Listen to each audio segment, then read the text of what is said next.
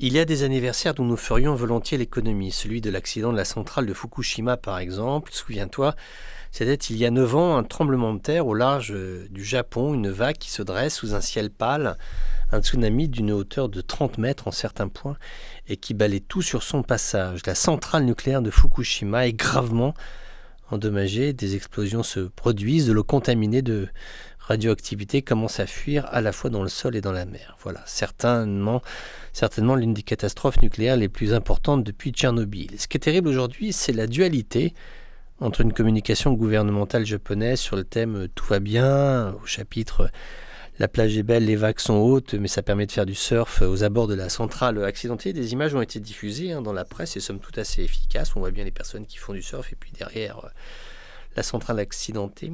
Donc on pourrait y croire. Et puis tu as la réalité scientifique, je dirais même mécanique. C'est l'eau gorgée de radioactivité qui continue à s'écouler dans l'océan. Alors je te fais grâce de la bataille des experts qui ne s'entendent pas sur la dangerosité réelle de la situation. Chacun y va de son graphique, de son étude. La seule certitude dont on dispose est qu'il faudra des siècles avant que le site de la centrale nucléaire soit fréquentable à nouveau par l'homme, sans prendre le risque, en tout cas quand tu iras sur le site, de tomber malade ou de donner naissance à des enfants frappés de désordres chromosomiques majeurs.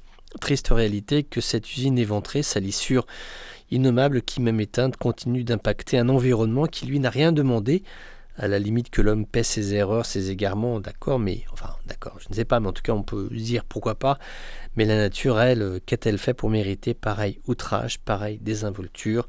Le Japon, pourtant, grand peuple, grande puissance d'Asie, a développé une industrie nucléaire civile en sachant parfaitement qu'elle serait sujette à des tremblements de terre en disant non, on a des solutions, même si ça tremble, les murs tiendront. 9 années plus tard, quand tu vois le résultat, cela fait véritablement froid dans le dos.